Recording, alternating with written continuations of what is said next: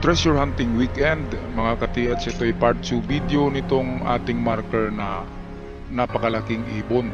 Ayan o. Ito yung sinabi ko noon na merong treasure ang puwitan ng ibon na ito at meron din doon sa tinuturo ng kanyang tuka o tinitingnan itong kanyang mata. Sa itaas ay parang merong malalaking boulders na parang pugad tingnan.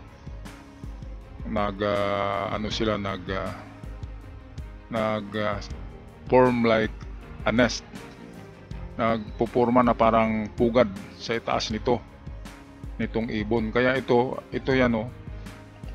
At nang puntahan ko yan, nakita ko kaagad sa gilid yung napakalegit na marker sa gilid ng malaking bato. Ang distansya nito ay nasa 20 meters galing doon sa ibon. Paakyat ito, slope. At dito, kapag maghanap kayo ng marker sa baba ng tuhod, hindi sa level ng eyesight, ayan o, sa baba ng tuhod yan, nakatago lang siya sa gilid ng bato. Okay, ang V with wings, V na may pakpak, ay kakaiba siya ng kahulugan sa V na walang pakpak. So ito may pakpak, ito na V, kaya medyo complicated siya na pointer. Pwede kasing tatlo ang ituturo niyan. Ituturo ng tulis ng V, ituturo din ng pakpak, tapos dalawang pakpak yan. Ngayon, ang ating sundan dyan ay ang mahaba na pakpak, kasi hindi pantay itong pakpak niya. Kaya itong mahaba papunta sa itaas ng bato, yan dyan, yung malaking bato. Duda na kaagad ako dyan sa napakalaking malapad na bato. Yan ang parang pugad na, kasi nakapalibot sa napakalaking bato na ito parang kutse. Ang laki, nakapalibot yung iba pang mga big boulder, kaya parang sinadya yung mga nakapalibot paglagay dyan para magiging marker. So sa ibabaw ng bato na to na malapad, ito yung ibabaw niya. May marka na M, complicated na naman siya na M kasi hindi pantay ang haba ng M. Itong mahaba, kung sundan natin, nakaturo ito sa isang bato sa baba na malaki. Ayan, no? So ano kaagad yun? Prospect kaagad yan, no? Tinuturo ng mahaba. Ang M ay ano yan treasure in the creek or treasure underwater. Pero yung creek ay nandoon sa ibon Yung ibon kanina, yun yung creek sa likuran ng ibon. So treasure in the creek, treasure in the river. Ngayon mayroong napakalaking letter A, litrang A. May gilid sa kanan. Ayan o. At sa baba nito ang M.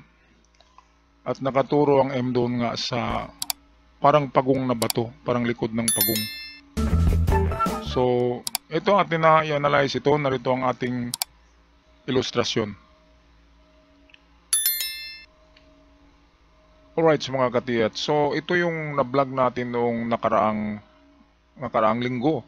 Ito'y napakalaking bato ito, kasing laki ng kalabaw ito, na mukhang ibon siya. Meron siyang tuka, merong mata sa gilid, nakaganyan. So pwedeng sa puwitan nga. Kaya ang ating pag-decode nito ay sa puwet. Ngayon, dahil sa meron siyang tuka dito, ito, at nakaturo siya paitaas to, nakaganyan, no? At kung tingnan natin ng itaas nito ay merong parang pugad doon, parang pugad. So kung pugad, merong itlog, di ba? Merong itlog sa pugad. Napakalaking mga boulder na pabilog ang arrangement. Ito yung parang tuka niya, ito yung nakaturo paitaas. May manipis na mata dito, ito. Nakaharap din yan papunta sa pugad niya. So ito yung pinuntahan natin, na ito yung pinakaunang malaking bato sa pugad, sa gilid ito ng pugad. Merong marka na V with wings. Nagaganyan, no? Itong wings niya, ang isa ay mataas. Ito mahaba to, mahaba. Itong isa maiksi. So sa ganito, sa mga treasure code books, kapag ganito ang pakpak ang merong sekreto, siya ang pointer. Kasi kung sundan natin itong matulis, walang tinuturo niyan. Kanina nakita natin, ang tinuturo niyan ay langit. Kasi ano ito, slope ito, kaya ang tinuturo nito ay space, hangin, langit. So hindi siya pointer. Ngayon itong maiksi, pwedeng pointer siya pero meron kasing mahaba dito. Kaya ang mahaba ang susundan natin pa itaas. Okay, ano bang meron sa itaas niyan? Ito yan. Ito yan, sa ibabaw to ng malaking bato, parang kutsi, ang laki-laki. Merong litrang M na mas mahaba to na parte ito. Ito na parte ang mahaba. So pwedeng ito ang pointer niya. Ang M ay meaning niyan underwater treasure. Pero wala kasing tubig dyan. Ang creek ay nasa likuran ng ibon. Yung ibon na marker natin, itong malaki ito. Itong likod nito, itong dito, ito ay creek. So tama nga na ang puwitan ng ibon ay mayroong treasure dahil nandyan ang creek sa likod niya. So ito, pwedeng ito ang pointer. Ngayon, mayroong napakalaking litrang A din dito, nagaganyan, at may dot sa gilid niya. So kapag ganito ay pwedeng advance papunta sa unahan or pwedeng dito lang mismo sa kanyang baba. Kasi ang mga litrang A ay treasure talaga yan, treasure sign. Karamihan yan ay treasure under, treasure on the spot, treasure below. So meron ngang nakatago talaga itong bato na ito. Kaya kung merong scanner ay madaling matuntun kung iskanin ang palibot nito. Ngayon hindi magsisilbi ang detector dito. Maliban kung merong ID. Pero kung metal detector lang, ay napakaraming minerals dito na bundok. Tumutunog kahit saan. Nagre-reading ng metal, high value reading. Ngayon kailangan talaga nyo ng mga detector na marunong magbasa kung ang na-detect nyo ay gold o hindi. Yung may ID siya. Kaya lang, ang mga ganyan ay hanggang 2 meters lang ang 2 to 3 meters ang pwede sa mga ganyang gamit. Hindi ganong nakapag-detect ng malalim ang mayroong ID na metal detector. Yung nakapagbasa ng gold or precious metal ay mababaw lang ang ma-detect niyan. Pero yung metal, talagang metal detector ay aabot siya sa 3 to 5 meters. Yung iba aabot sa 7 meters. Okay, kung bibili kayo ng mga legit na metal detector sa Bourbon Electronica, kay Roniel Bourbon, ang numero niya ay 0975 6675 030. Roniel ang pangalan, Roniel. I-contact nyo lang, magtanong lang kayo. Pwedeng door-to-door delivery. Ang metal detector dyan ay made in US, merong made in Turkey, walang made in China. Kasi palpakis talaga yan. Made in China, ang babaw-babaw lang. Mura nga, pero isang dangkal lang yung ma-detect ng mga made in China. Okay, so balik tayo dito sa ito. Ang sikreto nito ay nasa litrang M talaga. So tingnan natin ang tinuturo ng litrang M. Ito yung close-up view ng letter A. Malaki talaga siya. Pero pag ganyan niya, meron siyang dito, meron T na manipis sa gitna. So kapag T, treasure under yan. So pwedeng sa baba nga ng bato na ito, at pwedeng dalawa ito, pwedeng ang malaki ay narito sa baba ng bato. Narito yung item itong dot. Nagsasabi na item. So merong item talaga to na sign. So pwedeng sa baba niya or sa loob ng bato or below. Ngayon, yung double, litrang M ay dito yung banda. Ang tinuturo ng litrang M ay ito. Ito na bato. Itong parang pagong, likod ng pagong. Oh. Ito yung tinuro ng yung nakaganito na M. Mahaba ang isa. So, ganito yung nakaturo siya na ganito. Ito yung mahaba. Ayan, nakaganyan siya doon sa bato. Ito ang tinuturo talaga niya. Kaya ito ang example. Hindi namin to hinukay mga ka-TH. Kaya sinishare ko sa inyo ang totoong mga markers na nagka-counter-counter. Ito yung mga counter signs marker na napakaganda kasi paikot-ikot lang siya sa lugar at hindi siya nagtuturo ng malayo.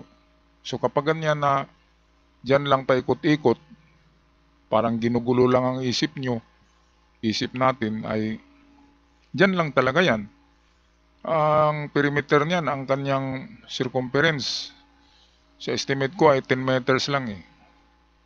Sa gitna yung may letter A, yun ang kanyang pinakagitna. Yung A na may dot sa gilid. So ito yung pinakasentro niya kasi nasa ibabaw siya ng malaking bato. Yung malaking bato ay narito sa taas eh. Ang distance nito ay mga 7 meters galing sa bato na may litrang A. Maganda talaga to. Hanggang ngayon, iniisip ko pa to na lugar eh. Pero wala na, hindi na nakausap namin ang may-ari, hinahanap namin. Hindi, parang ayaw na yata magpa-ano eh. Ayaw nang magpa-operate. Sayang. Meron pa naman akong kasama ngayon na dalawa, di ba? Si Invisible sa Pendulum. Noon, nag-iisa lang ako nang makita ko to eh. Ngayon, 3 na kami. Sayang. Kaya kung napanood tayo ng may-ari nito, magparamdam kayo, puntahan kayo namin dyan. Kasi sayang ang mga nakatago dyan. Tumatanda na tayo. Tumatanda na rin kayo. Hindi natin makuha yan. Habang meron pa tayong pinanser, ay dapat mabalikan natin ang lugar na ito. Oh, mga ka-TH, kababayan ko, baka napanood mo, kontak mo lang ako. Alam mo naman kung saan ako hanapin. Diba? So, ang culprit, ang final judgment natin ito, sa tingin ko ay itong pagong. Ang final ko na assessment ay nasa pagong na ito. Kasi sa baba ng pagong, mayroong bato dito na maliit sa baba. Sa baba talaga niya, mga 2 meters lang distance. Mayroong bato diyan na nakabaon na maliit, pero nakabaon siya. Malaki ang ano niya. Malaki ang nakabaon. So hindi siya makukuha kahit anuhin pa ng kalabaw, hatakin. Mayroong marka na X talaga na ano sa baba nitong pagong. So pwedeng nasa bato na X at pwedeng narito lang sa loob ng pagong or sa baba nito. So ito yung aking final analysis na nasa bato na ito dahil ito nga ang tinuturo ng yung sign na ito na M. Tinuturo ay yung pagong na bato. Nasa slope din siya. Ito yung lugar na ang history ay napakaganda. 40 kahapon na palaging nagkaputik-putik na kada hapon, sabi ng lolo diyan, ng may-ari ng lupa. Ay maliit pa daw siya, binata pa. Nakikita niya ng mga hapon na yan. 40 daw, 40 kasundalo. Makikita niya naliligo sa sapa. Ang dumi-dumi daw, parang mga kalabaw na naglublob sa putik. So ibig sabihin gumagawa ng tunnel, may ibinaon. At kung may ibinaon, malalim kasi 40 sila eh. 40 kasundalo. Lahat nagkaputik-putik daw. At matagal sa bundok na yan daw, na naninirahan na diyan sa bundok na yan. Mga 1 buwan daw. Kaya meron talagang ibinaon. Napakaganda. Alright, so yan lang aking may bahagi sa inyo mga ka-TH. Sa susunod meron na naman tayong treasure sign na ibahagi sa inyo na courtesy ko mismo, ako ang mga naka-discover niyan, at bahagi ko sa inyo para makikita nyo ang mga real markers na gawa ng tao, gawa ng hapon.